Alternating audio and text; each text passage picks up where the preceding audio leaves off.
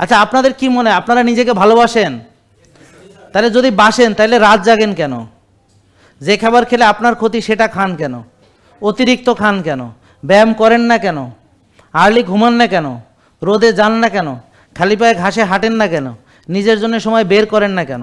নিজের যত্ন নেন না কেন? এগুলোর উত্তর দেন এবার। তাহলে আপনি কিভাবে ভালোবাসেন? ভালোবাসেন সোজা আই লাভ ইউ।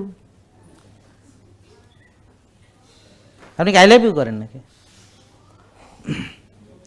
আচ্ছা, আল্লাহকে ভালোবাসেন, এটার প্রমাণ দিতে পারবেন? কোরআন ভালোবাসেন, এটার প্রমাণ দেন, তাইলে আসেন।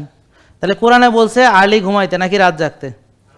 তা আপনি কোরআন ভালোবাসেন, কোরআনের উল্টা চলেন, কিরকম ভালোবাসা?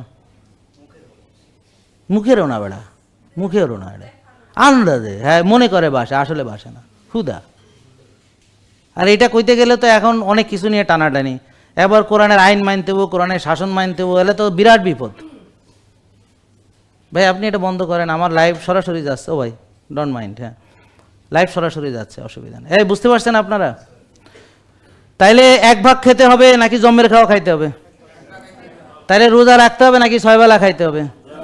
ক্ষুধা পর্যন্ত অপেক্ষা করতে হবে নাকি ক্ষুধা মুদার দরকার নেই খালি খামু? তো কল্যাণ কাজ করতে হবে নাকি অকল্যাণ? নিজের কল্যাণ।